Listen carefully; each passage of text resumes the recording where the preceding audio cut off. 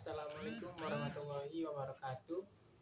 Perkenalkan, nama saya M. Sultan Arif, NIM 22087035. Baiklah, di video kali ini saya akan membahas tentang beberapa bab dari ilmu melatih, pengantar ilmu melatih.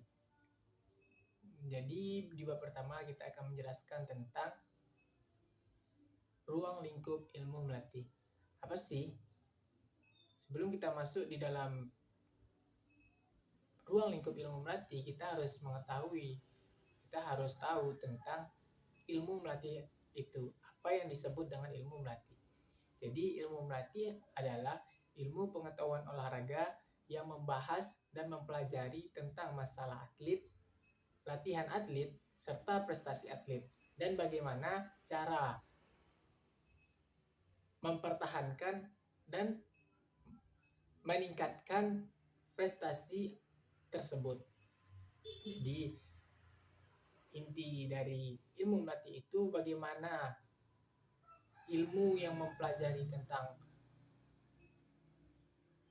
masalah-masalah dari seorang atlet dan membahas tentang bagaimana sih cara agar atlet tersebut mencapai prestasi terbaiknya. Lalu di dalam ilmu melatih ini terdapat dua pokok pembahasan. Yang pertama adalah atlet dan yang kedua adalah pentingnya seorang pelatih. Nah, atlet ini adalah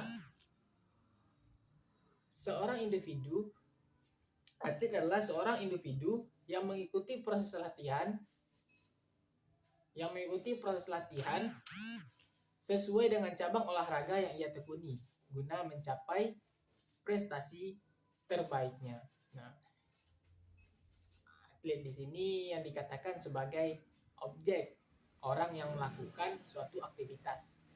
Nah, orang yang melakukan suatu aktivitas dengan cabang olahraga yang ia tekuni, dengan cabang olahraga yang ia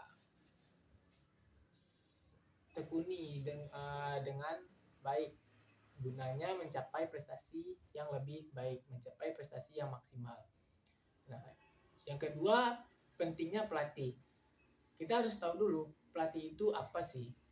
Jadi pelatih adalah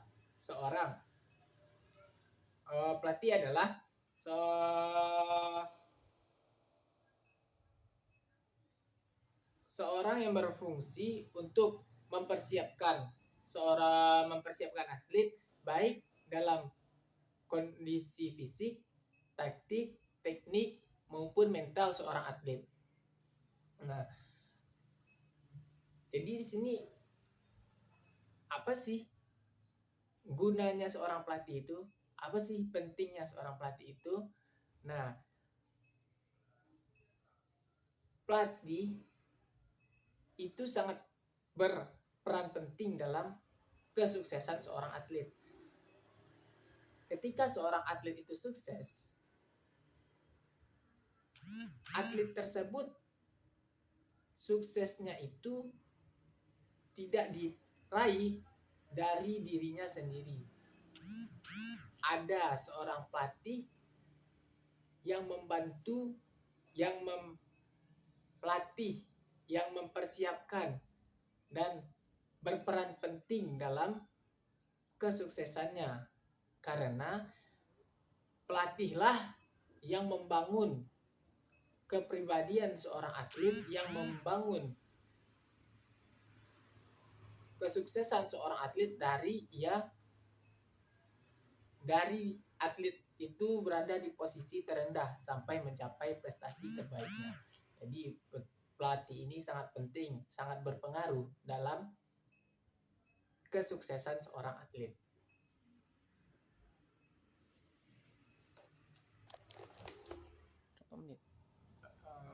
Untuk bab 2, saya akan menjelaskan tentang eksersis dan latihan, training dan eksersis. Jadi pertama-tama kita harus tahu dulu apa itu training. Training adalah suatu proses peningkatan atau penyempurnaan berolahraga sesuai dengan prinsip-prinsip latihan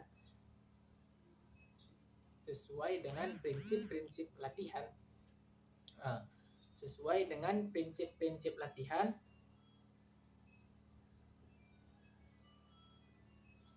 secara teratur dan terstruktur guna meningkatkan kemampuan dan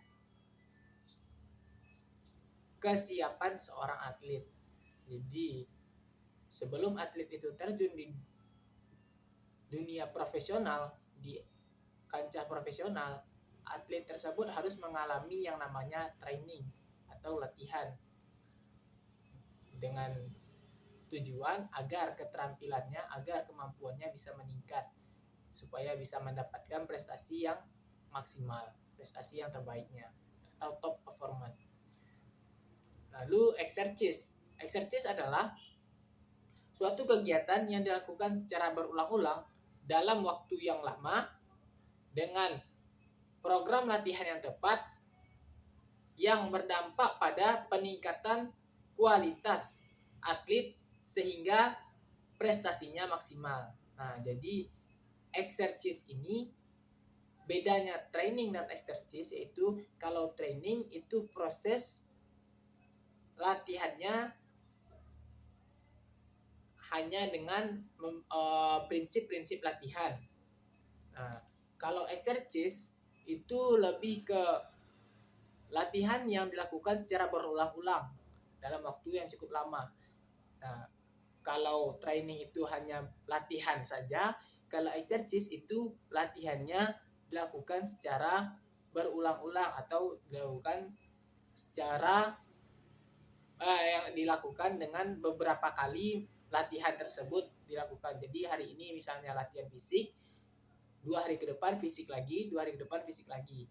Kalau training, hari ini fisik, besok taktik, besoknya lagi fisik, besoknya teknik. Nah, seperti itu. Tidak dilakukan secara berulang-ulang, hanya sekali saja. Tapi kalau exercise dilakukan secara berulang-ulang. Sehingga kemampuan yang dilatih itu menjadi maksimal, mengalami peningkatan. Lalu ada yang namanya drill. Drill adalah metode latihan yang digunakan atau yang dilakukan atau yang diterapkan pada peserta didik dengan berulang-ulang sehingga keterampilan tersebut dapat dikuasai oleh peserta didik. Jadi kalau drill ini metode latihan yang digunakan oleh para guru, oleh para pelatih untuk mengajarkan, untuk memberikan latihan kepada peserta didik atau atletnya dengan cara melakukan aktivitasnya dengan berulang-ulang sehingga keterampilannya itu dapat dikuasai. Lalu ada faktor-faktor yang mempengaruhi dari training. Apa sih faktor-faktor yang mempengaruhi training? Nah, jadi yang pertama adalah kemampuan kondisi fisik yang tinggi tapi tidak diiringi dengan pemulihan yang tepat. Maksudnya ketika seorang atlet beraktivitas atau melakukan latihan dengan intensitas yang tinggi tapi istirahatnya tidak cukup atau tidak kurang baik. Ketika dia setelah melakukan aktivitas fisik, dia bukannya istirahat tapi malah main game ataupun dia malah keluyuran ataupun setelah dia latihan fisik sorenya malamnya begadang. Itu yang membuat kondisi fisik seorang atlet menjadi lebih buruk. Nah, yang kedua, recovery. Recovery ini maksudnya pemulihan otot-otot yang telah bekerja ketika melakukan aktivitas fisik yang tinggi, intensitas yang tinggi. Jadi recovery-nya itu ya ketika seorang atlet melakukan aktivitas fisik yang berat, dia membutuhkan istirahat yang cukup agar kebugarannya tetap terjaga. Terus yang ketiga, kondisi syaraf otot yang baik. maksudnya di sini ya sistem otot itu fungsinya untuk menggerakkan, fungsi utamanya itu menggerakkan seluruh tubuh. Jadi ketika otot itu bekerja menginginkan sesuatu, tubuh menginginkan suatu gerakan, suatu aktivitas, maka yang pertama memulai itu adalah otot. Otot yang memulai pertama itulah otak. Ketika otak itu memulai prosesnya itu seperti berlari, maka anggota tubuh akan seperti kaki akan melakukan apa yang diinginkan oleh sistem otak. Jadi ketika sistem saraf otak itu mulai membaik, maka performa dari seorang atlet juga akan menjadi lebih baik. Yang keempat, motivasi aurosal relaksasi. Apa maksudnya? Motivasi aurosal relaksasi. Nah, maksud dari motivasi aurosal relaksasi ini yaitu seorang pelatih memberikan motivasi kepada atletnya, memberikan masukan, memberikan nasihat kepada atletnya supaya mental, supaya kondisi, supaya performan seorang atlet itu di setiap latihan maupun pertandingan tidak mengalami penurunan, tidak mengalami penurunan, tapi mengalami peningkatan dalam bentuk mental maupun jasmaninya. Ini sangat penting ketika mengalami pertandingan. Ada pemain, ada atlet yang tekniknya bagus, fisiknya bagus, cuma ketika dia bertanding mentalnya tidak ada, percuma saja fisik yang bagus tadi, percuma saja teknik yang bagus tadi. Ketika dia sudah kena mental, pasti hanya beberapa menit dia sudah kehabisan nafas, walaupun fisiknya bagus. Itu dikarenakan mental tadi. Nah, yang kelima, kalender pertandingan. Kalender pertandingan ini sangat diperlukan oleh seorang atlet karena ini menjadi tolak ukur bagi seorang atlet, bagi seorang pelatih, sejauh mana perkembangan dari atletnya, apakah mengalami peningkatan ataupun penurunan performa. Lalu tujuan dari training yaitu yang pertama membentuk prestasi. Tujuan pertamanya membentuk prestasi. Yang kedua meningkatkan prestasi. Yang ketiga mempertahankan penurunan prestasi secara tajam. Yang keempat mempertahankan penurunan prestasi secara tajam. Maksudnya apa?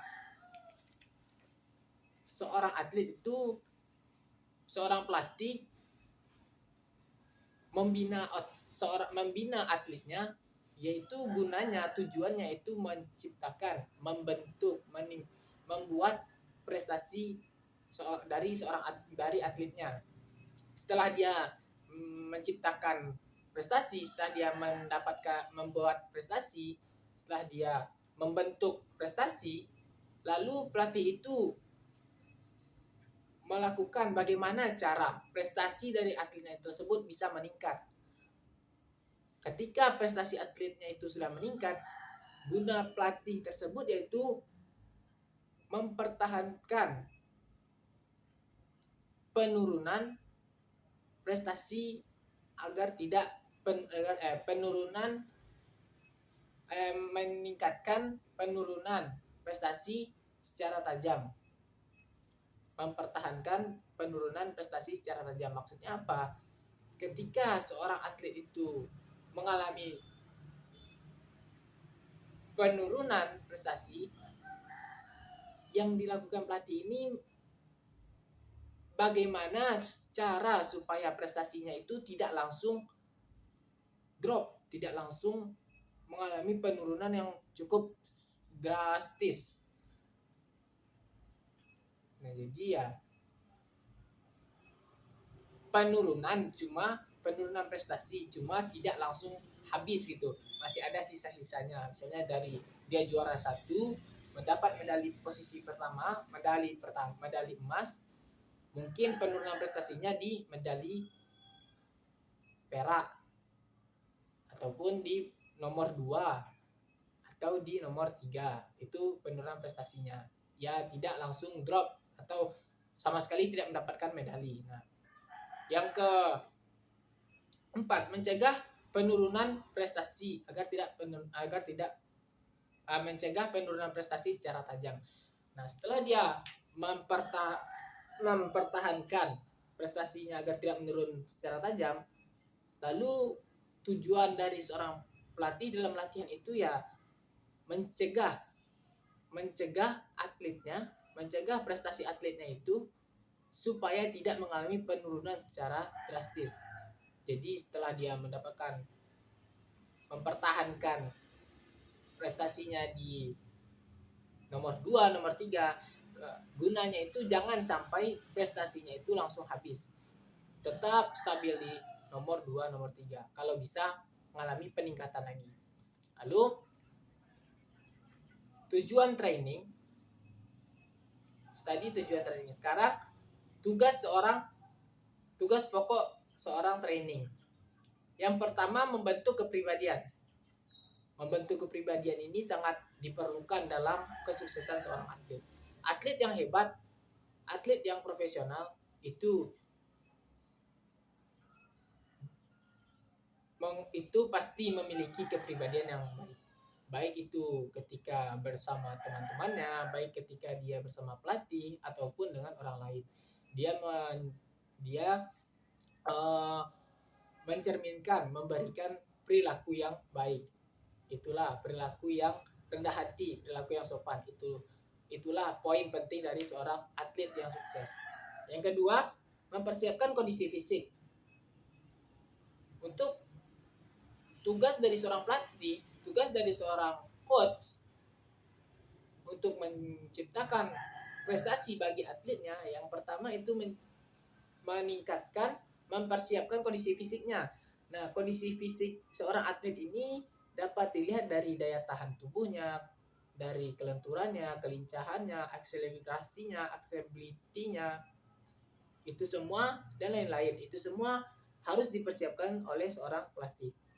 Lalu yang kedua, mempersiapkan teknik. Teknik itu baiklah, di bab 3 saya akan menjelaskan tentang prestasi olahraga dan olahraga prestasi. Prestasi olahraga adalah hasil yang dicapai atas usaha-usaha melalui aktivitas olahraga. Sedangkan olahraga prestasi adalah olahraga yang membina dan mengembangkan olahraga secara terencana, terstruktur, dan berkelanjutan. Jadi perbedaannya itu, kalau olahraga prestasi itu hanya sekedar melakukan aktivitas dengan mencapai prestasinya, seperti memenangkan suatu turnamen, cuma bisa menangkan suatu turnamen, juara 1, juara 2. Tapi kalau olahraga prestasi, dia lebih ditekankan di dalam prestasi berkelanjutan, seperti dia masuk di PPLP, dia masuk di akademi, jadi untuk tujuannya meraih menjadi pemain profesional. Itu yang dinamakan olahraga prestasi.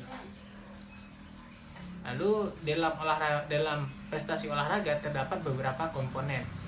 Yang pertama yaitu kondisi fisik, teknik, taktik, dan mental. Sama seperti di bab 2 tadi, pengertian dari teknik, taktik, dan baiklah, di pertemuan keempat di bab 4 ini saya akan menjelaskan tentang pembebanan latihan.